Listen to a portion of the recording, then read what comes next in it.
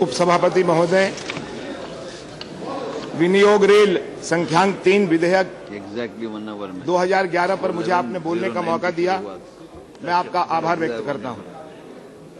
भारतीय रेल एक समय में भारत के परिवहन की दृष्टि से बहुत सुविधाजनक हुआ करता था और लोग उसमें शौकिया सफर करते थे। भारत देश विश्व का बहुत बड़ा लोकतंत्र है और इस लोकतंत्र में 2 करोड़ लोग रोज सफर करते हैं 11,000 रेल में और 1,739 लाख टन प्रभात जी माल की ढुलाई होती है। प्रभात जी, एक मिनट, आपकी पार्टी के 32 मिनट्स हैं। There are 5 speaker, each speaker gets 66 minutes and it is for the party to allocate.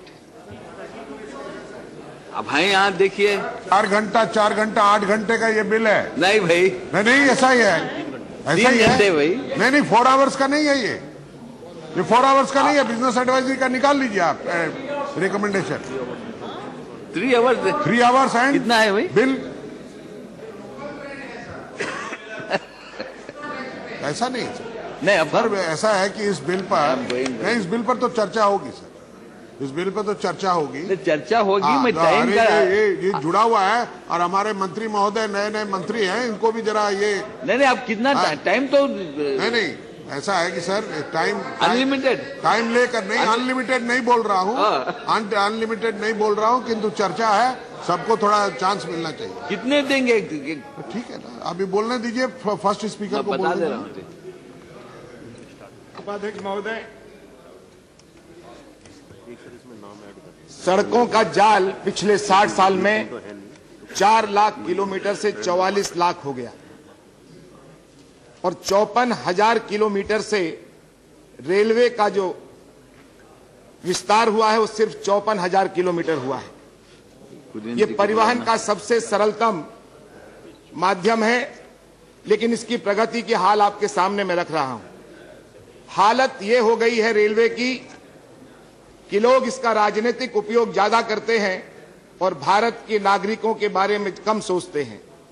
भारतीय रेल की वित्तीय हालत इतनी भयावह है कि वित्त मंत्रालय से 21,000 करोड़ रुपए, वित्त मंत्रालय से 21,000 करोड़ रुपए का ऋण मांगने के अतिरिक्त रेलवे वित्त निगम लिमिटेड द्वारा 10,000 करोड़ रुपए के बॉन्ड भी जारी करने की घोषणा 2011 और 12 के रेल बजट में की गई थी। पूछे कितना 1 दशक से अधिक रेलवे भारत सरकार को अपने राजस्व का लाभांश दिया करता था, लेकिन आज उसकी स्थिति यह हो गई है कि 2011-12 में वित्तीय संकट इतनी है कि 2007-8 में रेलवे के पास 19,000 करोड़ रुपए थे और इसका अतिरिक्त लाभ कोष था, जिसका बहुत बड़ा हिस्सा 2010 में खर्च हुआ और रेलवे के पास 5,000 करोड़ रुपए का अतिकोष बचा था।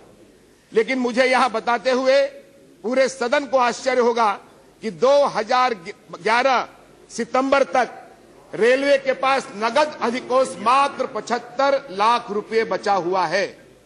कहां 19,000 करोड़ का अतिकोष और कहां 75 लाख रुपए। रेलवे का स्वास्थ्य पूरी तरह से संकट में है। इसका एक परिचालन अनुपात होता है जिससे रेलवे का हम कितना हुआ, कितना आगे बढ़ा लगा सकते हैं। परिचालन अनुपात से अभिप्राय है कि रेलवे के 100 रुपए कमाने के लिए उसे कितना खर्च करना पड़ता है। 2008 और 9 में यह अनुपात 100 रुपए कमाने के लिए रेलवे 90.5 रुपए खर्च करता था, 5 पैसे खर्च करता था।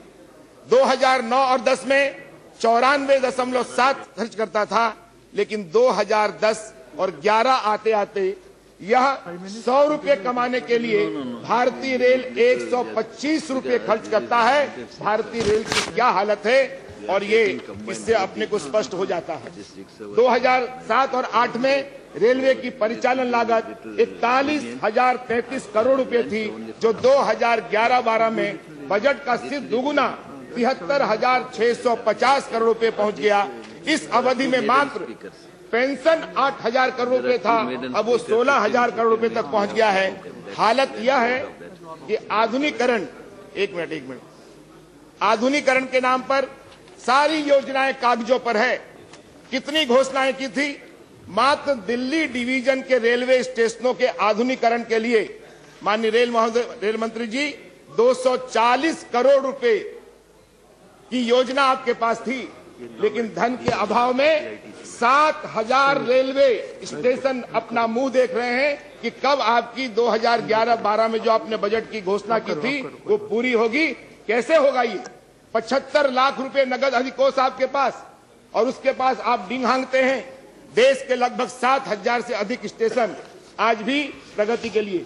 भारतीय रेल को अपने करीब 13.61 लाख रेल कर्मचारियों का वेतन बांटने के लिए क्या हालत हो रही है आपकी?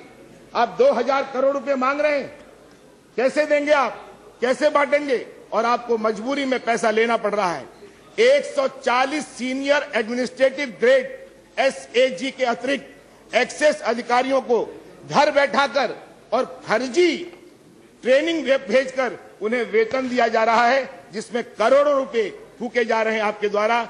रेलवे के पास जितने स्वीकृत पद हैं उससे अधिक लोगों को आपने क्या किया है?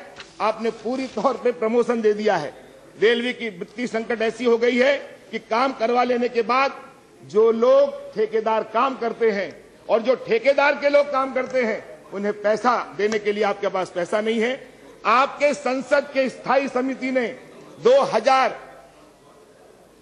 अपने इस बैठक में 2011 के बैठक में जो सवाल उठाए हैं, उस सवाल में कहा गया है कि घटी आमदनी, डिब्बा और इंजन निर्माण में देरी सहित 11 वर्षीय पंचवर्षीय योजना का अनुपालन नहीं होने पर सारी की सारी जो आपकी सीमाएं हैं, और सभी सदस्य उसमें चिंताग्रस्त थे।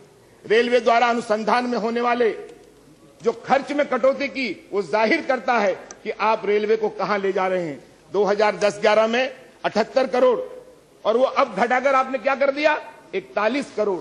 ये आपके आंकड़े हैं, ये मेरे निजी घर के या कहीं के नहीं है। मॉडल स्टेशन बनाएंगे, कितने बना दिए जरा बताएंगे? आधुनिक स्टेशन बनाएंगे, घोषणा करने में क्या लगता है? जवानी तो हिलाना है, हिला दिया। आदर्श स्टेशन बनाएंगे, कितने बने जवाब दीजिए? विश्व स्तरीय, अब दिल्ली में एक विश्व स्तरीय बन रहा था और बनते बनते 15-16 करोड़ रुपए खर्च हो गए। एक नगर निगम ने कोई त्रुटि निकाल दी। सारी चीजों का NOC लेने के बाद वह काम होना चाहिए था, लेकिन हुआ क्या? 15 करोड़ रुपए आपके बर्बाद हो गए एक शिकायत पर। इसलिए आप कितने गुणवत्ता के आधार पर और कितनी जानकारियों के आधार पर काम कर रहे हैं, इसका ये जीता जागता उदाहरण है। आपने कहा कि मल्टी फंक्शनल कॉम्प्लेक्स समेत यात्री सुविधाओं के लिए सब कुछ करेंगे। क्या क्या कर रहे हैं आप? लगभग 9-10 महीने हो गए, क्या हुआ? ट्रांसपोर्ट के क्षेत्र में मजाक देखिए। एक समय था जब 50 के दशक में रेलवे का शेयर ट्रैफिक का 89% हुआ करता था। आज जबकि उस समय रोड ट्रांसपोर्ट का जो शेयर था वो 11% हुआ करता था, लेकिन ठीक उल्टा हो गया है।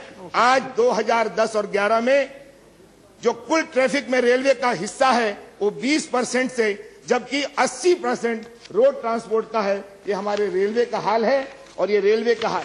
अब आप सुनिए, हम सब लोग रेल में सफर करते हैं। बूढ़े पुलों की हालत क्या है? बूढ़े पुलों की हालत क्या है? एक अधिकृत जानकारी के अनुसार देश भर में तकरीबन 1.27 हजार पुल है, जिनमें 51,000 पुल चुक चुके हैं। 100 साल से ऊपर हो चुका है। जिंदगी लेकर चलते हैं आप रेल में। इन पुलों पर जब ट्रेन जाती है, हजारों लोगों की जिंदगी जा सकती है। आपके पास पैसा है इन पुलों को ठीक करने के लिए? अंग्रेजों के जमाने के पहले के ये पुल चल रहे हैं, क्या करेंगे आप? इतनी ही नहीं, पटरियां गल रही हैं तटीय स्थलों पर। समुद्र के पास जितनी पटरियां, 14,000 किलोमीटर रेल की पटरियां गल रही हैं, और जब उस पर से ट्रेन जाएगी, रेल मंत्री जी, आप सिर्फ उस समय कहेंगे कि मुआवजा ले लो, नौकरी ले लो, ये दे दो। इससे नहीं होता है। बहुत सारे लोग उसमें जाते हैं, गरीब लोग जाते हैं, सामान्य परिवार के लोग जाते हैं। 440 करोड़ रुपए कहां से लाएंगे उन गलती हुई पटरियों को ठीक करने के लिए? मैं जानना चाहता हूं, ये पटरियां कोई प्राकृतिक प्रकोप के कारण नहीं हुआ। ये पटरियां कुछ मानवीय दोष भी हैं, वहां मलमूत्र होते हैं, क्षारीय उनका क्षरण होता है, लोहे पर जंग लगती है, लेकिन ये सब देखने के लिए आपके पास कोई समय नहीं है। मेरा आपसे निवेदन है, भारत के आपके नियंत्रक एवं लेखा परीक्षण ने रिपोर्ट में बताया है कि कमजोर रूटों पर रेल चलाने से रेल मंत्रालय को 3,200 करोड़ रुपए का नुकसान हो रहा है। एक दशक में 1,000 रेलगाड़ियां चला दी, ट्रेन और कोच कोई ठीक ठाक नहीं। प्रभात जी, वाइंड अप करना है। जी बोलने आपका पार्टी का 5 स्पीकर तत्काल आरक्षण धांधलियों का नया बाजार खोल दिया। अध्ययन में पाया गया है कि 4 योजनाएं आप गत 5 वर्षों में पूरा कर पाएंगे। आपने 36 परियोजनाओं की घोषणा की है। रेल मंत्री जी, 25 वर्ष से अधिक लगेंगे आपको, जो आपके ही विभाग के लोगों ने जानकारी दी है। 25,000 किलोमीटर नई रेल लाइन बिछाने का लक्ष्य रखा आपने, और आपने घोषणा में कहा कि हम 1,000 प्रतिवर्ष 250 किलोमीटर नहीं बना पा रहे हैं। 200 किलोमीटर नहीं, अभी तक तो आपने 50-100 किलोमीटर नहीं बनाया है। मानव रहित क्रॉसिंग की स्थिति क्या है? पूरे 60 साल में हम रेलवे को मानव रहित क्रॉसिंग को खत्म नहीं कर पाए। रेलवे भर में ऐसे करीब 14,000 क्रॉसिंग खत्म करने हैं। इस समय देश में 32,694 संपार फाटक हैं, जिनमें 14,853 मानव रहित हैं।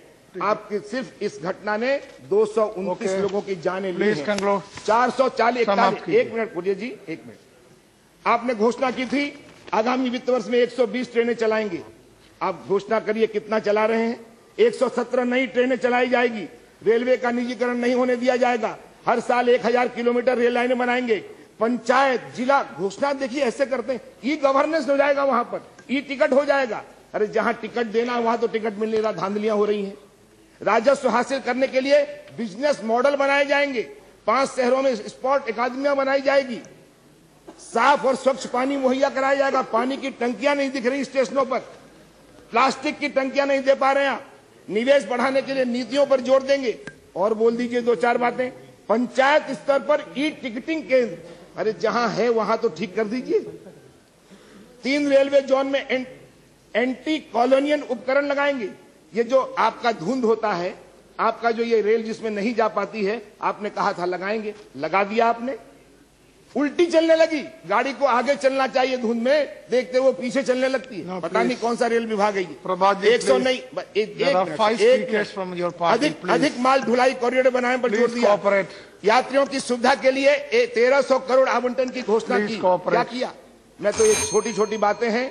रेल कोच के अंदर जब जाते हैं, बैठते हैं, क्या हालत है वहां पर? शौचालय की, टॉयलेट की क्या हालत है? खाना कैसा मिलता है?